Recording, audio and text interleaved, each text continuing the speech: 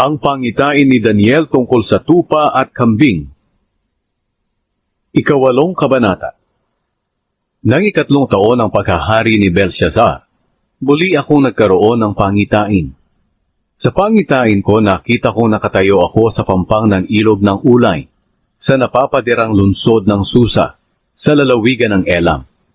May nakita akong barahong tupa na nakatayo sa tabi ng ilog. Mayroon itong dalawang mahahabang sungay, pero mas mahaba ang isang sungay nito kaysa sa isa, kahit na huli itong tumubo. Nakita kong nanunuwag ito, kahit saan mang lugar.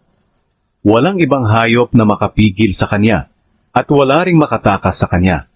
Nagagawa niya ang gusto niyang gawin, kaya naging makapangyarihan siya. Habang ito'y tinitingnan ko, biglang dumating ang isang kambing mula sa kanluran. Umikot ito sa buong mundo na hindi sumasayad ang paa sa lupa sa sobrang bilis. Mayroon siyang kakaibang sungay sa gitna ng kanyang mga mata.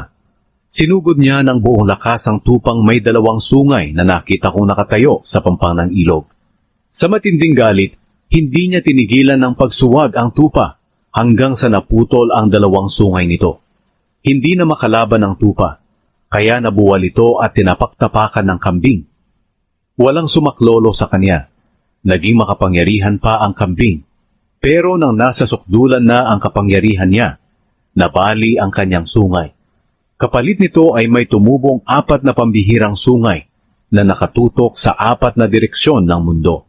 Ang isa sa kanila ay tinubuan ng isang maliit na sungay.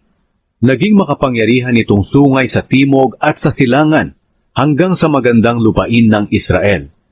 Lalo pa siyang naging makapangyarihan hanggang sa kalangitan, at pinabagsak niya sa lupa ang ilang mga nilalang sa langit at mga bituin, at tinapaktapakan niya ang mga iyon. Itinuring niya ang kanyang sarili na higit na makapangyarihan kaysa sa pinuno ng mga nilalang sa langit. Pinatigil niya ang araw-araw na paghahandog sa templo ng Diyos, at nilapastangan niya ang templo. Sa ginawa niyang iyon, ipinasakop sa kanya ang mga nilalang sa langit at ang araw-araw na paghahandog. Binaliwala niya ang katotohanan at nagtagumpay siya sa kanyang mga ginawa. Narinig kong nag-uusap ang dalawang anghel. Ang isang anghel ay nagtatanong sa isa, hanggang kailan kaya tatagal ang mga pangyayaring ito na nasa pangitain?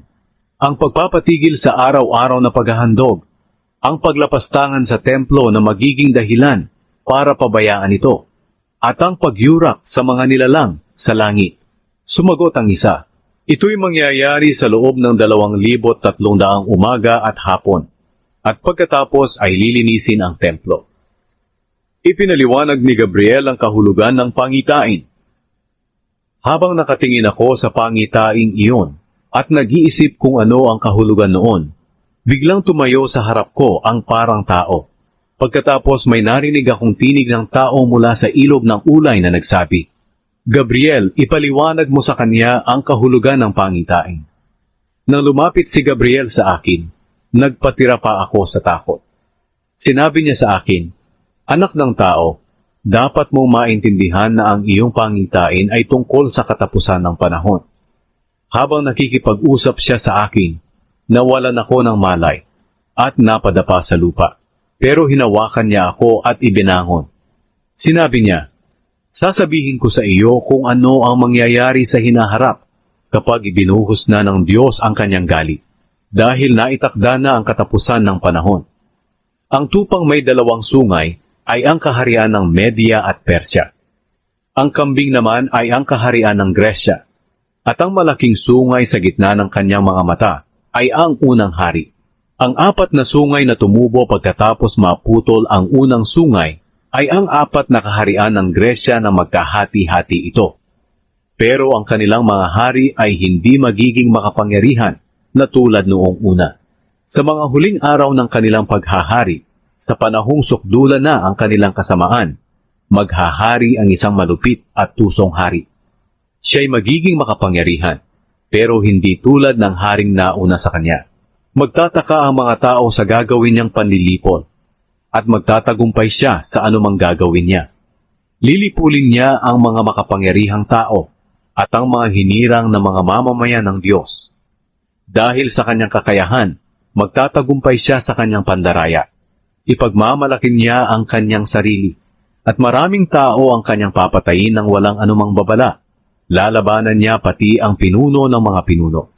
Pero lilipulin siya hindi sa kapangyarihan ng tao, kundi sa kapangyarihan ng Diyos. Ang pangitaing nakita mo tungkol sa pagpapatigil ng pang-umaga at panghapon na paghahandog ay totoo. Pero huwag mo munang ihayag ito, dahil matatagalan pa bago ito maganap. Pagkatapos noon, akong si Daniel ay nanghina at nagkasakit ng ilang araw.